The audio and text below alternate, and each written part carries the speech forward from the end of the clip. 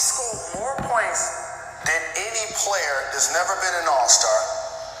He has the most four-point plays in the history of the league. Yes, sir. And he's one of four players to score at least 50 points for four different teams. As a matter of fact, his final month when he was playing for the Phoenix Suns, you can Google this, he averaged 40. The biggest thing that we missed from the bubble is Jamal got hurt playing for the Nets. Because if he would have been playing for them, he'd still be in the league. So I say to everybody, I believe this gentleman deserves to be in the Hall of Fame. So Jamal, my question for you, and I know how much you love your hometown, would it mean more to you to be in the Hall of Fame or for Seattle to get the Sonics back? It would absolutely mean more for me for the Sonics to come back. I was a kid who actually worked in the arena, and I was a kid 16 years old, bringing food up from the basement to the concession stand. And when I did that, I would look in the crowd and look on the court and see Gary Payton and Sean Kemp. And a 10-minute trip to bring the food up was really 30 minutes. And I would make sure I went out there and just dreamed about being on that court. And so for me, I know what that means to this next generation. A lot of these kids have never seen that. This generation hasn't seen, Kevin Durant in 2008. They were babies, so to see that, I know it can push a whole other generation forward. Being in the Hall of Fame, if I make it or not, having your respect. To me, you're the blueprint. You're the reason I went to Michigan from across the country. Thank you, The Fab Five captivated the whole world. You're a cultural icon. So when I hear my peers talk in that regard to me, I've done my job. Not to mention a hairline icon as well. Thank you. He's so famous, his hairline has its own Twitter. This guy is just something else. And you mentioned somebody. Shout to Sean Kemp. I was riding through the streets. I got a chance. He opened up a new business. Matt, I'm pretty sure you'll check it out when you go to Seattle. Support the Rain Man. Always. Well, you said it. He's got more four-point plays than anyone to ever do it. 50-point games for four different teams. Crazy. Multiple Sixth-Man of the Year awards. But what I want to do, Jamal, is talk about your handles a little bit. In your opinion, when you watch NBA games and you're watching them at night, which one player reminds you of you the most? That's a great question, Link. I would have to say Kyrie, because we've got a chance to work out together. And some of the things we see, a lot of people see handles, but the things that we talk about is the handles, the footwork, and then the mind. It's all connected. So when you see those three things, everybody else is like, it's like we're Neo in the Matrix when we're dribbling, because we're just getting to a spot at that point, navigating traffic. So I think we see things the same, and I think they're most similar, even though we're a little bit different size-wise, as far as me being 6'5" and him 6'3". Well, Kyrie is just absolutely special, and so are you, Jamal. Thank you so much for joining the show. Thank you for what you were doing for Seattle basketball. It is really awesome to watch. We really appreciate it. You're welcome to come back anytime. Love you too.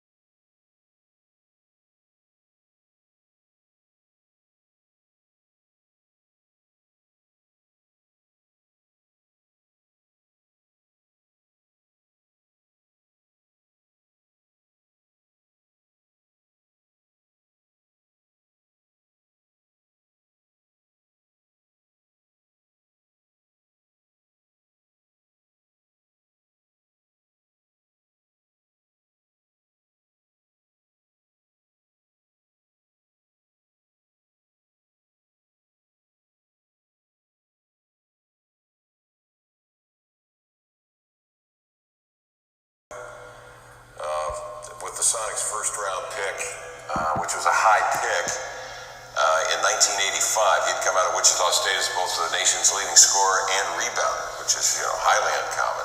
So they started with a pretty good building block with him. Obviously, trading for Tom Chambers was a huge acquisition, and then getting Dale Ellis for Leon Wood, as they did, I believe it was in 1985 or 1986. So you had Ellis, McDaniel, and Chambers. Those three, for a period, I believe, of 2 seasons, scored 20 or better, which was phenomenal apiece. That was great scoring, but it wasn't enough to get the Sonics to that next level. But it was great to rebuild, as they did in '87, coming off the '86 year when Bernie Bickerstaff led a team that had won 39 games, and of course had upset Dallas in the first round, Houston in the second round, and then eventually lost to the Los Angeles Lakers in the Western Conference Finals in '86. So in '87, then you had this core of players coming back, making the playoffs, and then they began to gain momentum. The key, though, was in 1990 when '89 they had a horrendous year. In 1990, a couple of things fall their way, including a ping pong ball or so, and they get the second pick in the 1990 draft. First pick taken was Derek Coleman, a very talented player but troubled player. Sonics, I think, in looking back, were lucky that they did get the second pick because it turned out to be the playmaker that they needed, Gary Payton out of Oregon State. And so they began to build in that way. And then, of course, taking Sean Kemp, I think it was a year later, right out of, well, he had only spent, I think, half a semester at Kentucky. He had been down at a junior college in San Antonio, Texas. Here's a kid that's essentially coming right out of high school that they draft, and that turned out, of course, to be a stroke of genius. They had larger-than-life characters, too, if you recall, led by, of course, the coach George Karl. I remember doing some remote appearances at a grocery store in Magnolia with George Karl. It was unbelievable. George Karl, Sam Perkins showing up at a grocery store in Magnolia. You know, anyone that came through that door recognized our guys. They knew and appreciated the Sonics at that time. I remember long lines to sign autographs. These two guys meandering the grocery store, saying hello to people, a film crew following them. It was marketed extremely well. The broadcasts were fun at that time as well because it was working with the great Marcus Johnson, and Marcus just had a real flair for the dramatic and a real great understanding of the game of basketball and what was happening in Seattle in the 90s with this team as they continued to build. But I think it was just the character of the team. It was the good young core, Gary Payton, Sean Kemp, and it was also the great veterans around him, Detlef Schrempf, Sam Perkins. Hersey Hawkins was a terrific player, a great gentleman, a guy who always came prepared to play. You had those types of people around the young guys, and I think that's what made that a real special team for that period of time. I'd have to say the championship, the build-up to that year, the disappointment of the two previous years, losing in the first round to the Denver Nuggets, the 1 seed losing to the 8 seed, and actually having the best record in the league that year. And then the following year, not having as good a team, but losing to the Los Angeles Lakers, even though the Sonics had the home court advantage. And then not knowing whether or not George Karl would actually be fired following that playoff. I remember being down in Los Angeles, as a matter of fact, after the Lakers had beaten the Sonics in that first round series. And sitting with some writers and some other broadcasters, and maybe 10 people at the table. 9 thought George was not coming back the following year, but Wally Walker did bring him back, brought George back. They retooled, they improved the ball club, and ended up winning 64 games. It was a terrific year for the Sonics.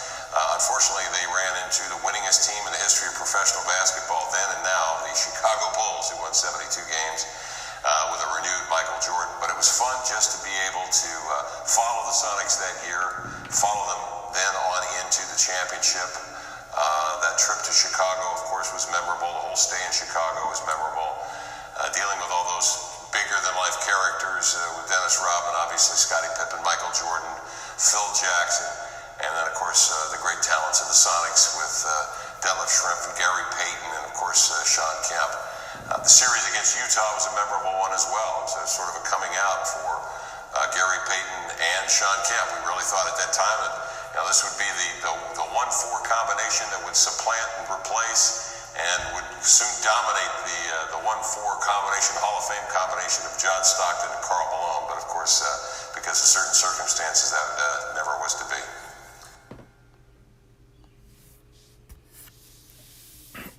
What's going on, y'all? What's going on, y'all? It's your boy Seattle Rick 206, a.k.a. That Boy Rick, a.k.a. They Call Him Slick, a.k.a. Hype Man Rick 206, a.k.a. 2D Hydro Game Rick. I appreciate y'all, man. I appreciate y'all. Please take this opportunity to hit the like button, share the video, subscribe to the channel. We talking some Supersonics, y'all. We talking some Supersonics, and just thinking about, man,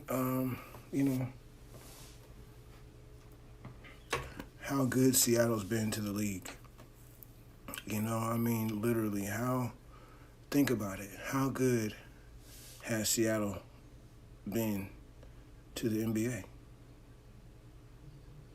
we all know the story. You know, we don't have our team and how the NBA just dogs us. But you think about some very special moments in the league that have happened, and there's a good chance that you might be talking about somebody that's from the Pacific Northwest or, you know, from Seattle in general. You know what I'm saying? We've had a lot of players come through the league that have given the NBA ridiculous moments.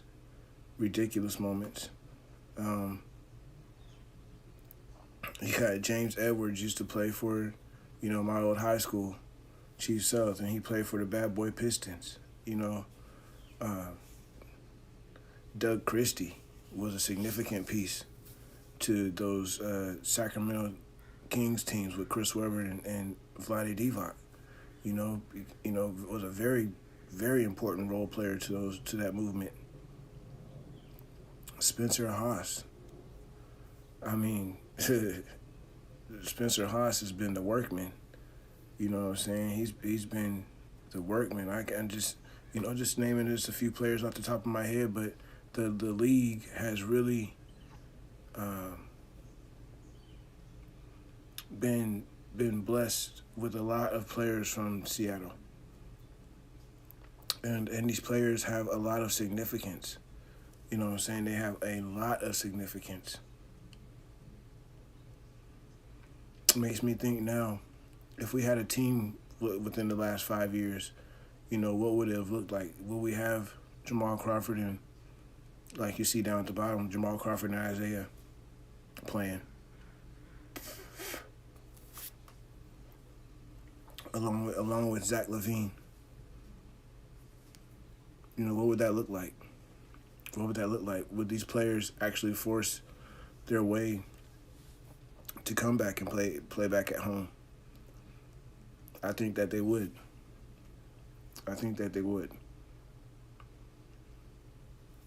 It'd be amazing to see what would have happened, you know, even 5 years ago. Isaiah, Nate, you know, all these guys.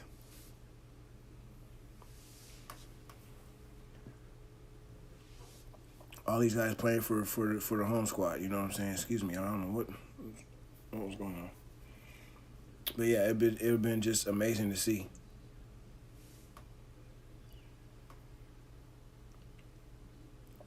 We deserve that. We as a city deserve, number one, we deserve our team back. But two, or you know, even 1A, those players that are from Seattle, they deserve a chance to play at home. They deserve that opportunity to play at home, play in front of their family, play in front of their classmates, their teachers. Some of them with things they really want to prove to somebody. You know, it would have just been an honor to do that as a player.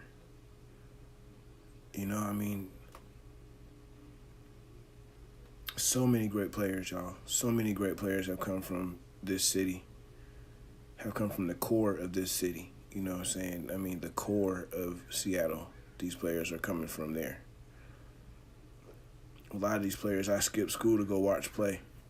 Hell, even saw my dad skipping work one day going to see Jamal Crawford play in a Metro League championship or tournament at the Kingdom before they had the Seahawks Stadium. I remember going to the high school games, you know, Rainier Beach versus Chief South. We had, you know, all my classmates playing against Jamal Crawford and Nate Robinson. The Burleson, you know, boys. You had, actually, you know, they played at O'Day. Nate Burleson from football, from the Seahawks. He now does the morning show and all that stuff. Yeah, Nate Burleson. I saw him play in high school. Watched Isaiah play. You know, I think I seen Zach LaVine play once in high school. Seen Aaron Brooks play. Him and my cousin went to the same school. Jason Terry and my cousin went to the same school, which, you know, Jason Terry and Aaron Brooks went to the same school for a while. You know, it's just amazing to see all the talent. All the talent. What would that team right there would have looked like, you know what I'm saying, playing? Add a big man or two. You know, what would that team have looked like? Jason Terry, Jamal Crawford, Nate Robinson, Brandon Roy, Aaron Brooks, Terrence Williams. You know what I'm saying? What would it look like? Zach LaVine. Man, how exciting that would be. Like, for real. I mean, you had Brandon Roy playing his ass off in Portland. Brandon Roy was giving it to the league. You know what I'm saying? I'm talking giving it to the league. You know, his knees just messed up on him. Otherwise, you know, Brandon Roy, man, I would have loved to have seen his game right now. You know what I'm saying? Like, we would have, you know, he probably been getting close to retirement, but just to see what it would have been, you saw how sweet his game was while he was playing. He was like, you know, Ray Allen before I knew, you know, what, you know, before Ray Allen came to Seattle, I was seeing Brandon Roy, you know what I'm saying? Or hell, they were there, Brandon Roy was there down there at the same time, but, you know, he was injured and stuff. But I love Brandon's game. And then you got Jamal Crawford, you know, NBA six-man, I mean, Hall of Fame six-man. Hall of Fame. And again, I gotta see him play. And I'm cool with Jamal. Whenever I see Jamal, he always dap me up. He always, you know, show my dad love. You know, my dad's in heaven now, but my dad had a big respect for Jamal and his game. And my dad and Jamal knew that. And so every time Jamal see me, he, you know, he always say what's up, and it was really cool. It's like that to this day. Hell, man, I was, you know, just going down the just literally like going down the list of these players, you know, from the Seattle area. I mean, just listen to this list of players. Listen to this list of players, y'all. I mean, like, seriously, ranging from like 1966 and you know, all the way. It's just listen to these names. Doug Christie, Jamal Crawford, Kevin Porter Jr., Aaron Brooks, Spencer Haas, Rodney Stuckey, Jason Terry, Brandon Roy, James Edwards from the Bad Boy Pistons, Paolo Banchero, Jalen Noel, Phil Zinvenbergen, DeJounte Murray, Jim Ard, Nate Robinson, Marjon Beauchamp, Clint Richardson, Peyton Siva, Gary Payton II, Tom Workman, Terrence Williams, Steve Haas, Kevin Burleson, Marcus Williams, Alonzo Trier,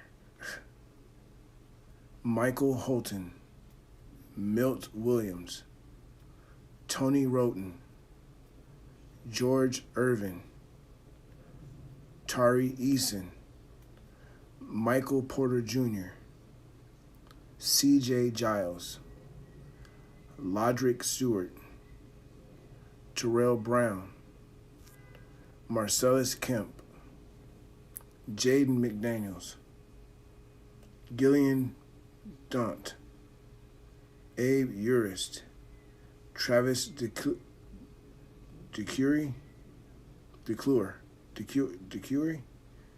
Leo Kelland, Trent Johnson, Martell Webster, Rod Derling, Robert Franks, Randy Stahl, Jalen McDaniels, Chuck Gilmer, Roberto Bergenson, Bergerson, Chris Welp, Vinoy Overton, Gino Artisan. Yeah, you still didn't have Spencer Haas, Todd McCullough. You know, all these players, y'all. That's a list of 40 players right there. That's crazy. Was there anybody on this list? Let me see.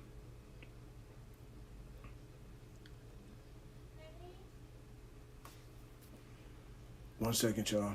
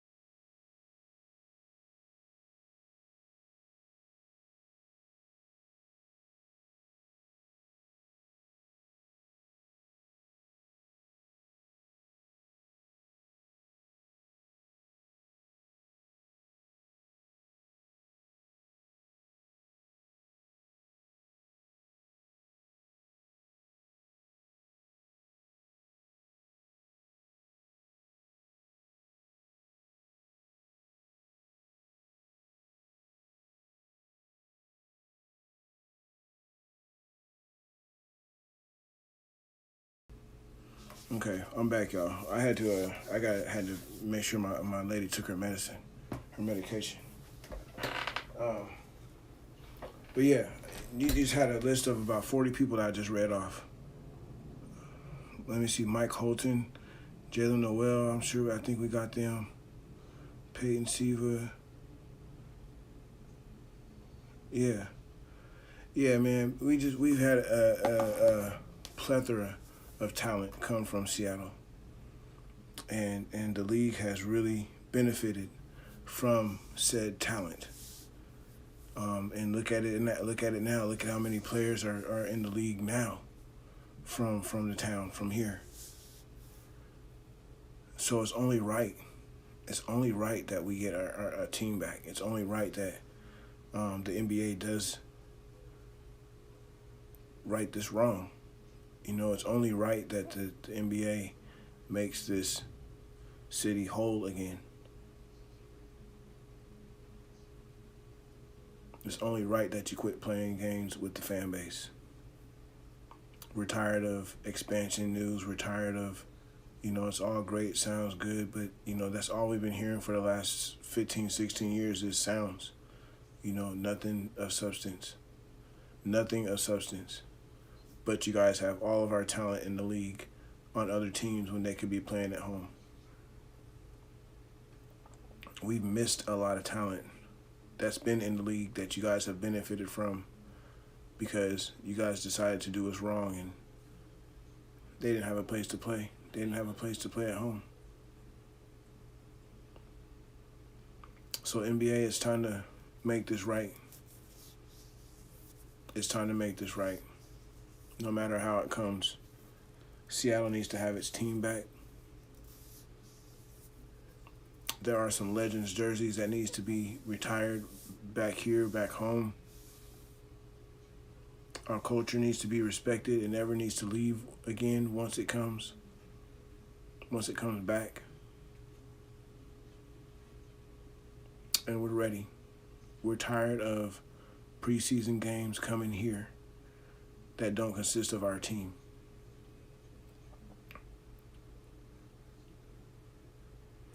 So it's time to get it right, NBA. It's time to get it right, NBA. It's time to get it right. Seattle is ready. We have been ready. We are going nowhere. I am Seattle Rick 206. Seattle Supersonics brand ambassador. Super fan.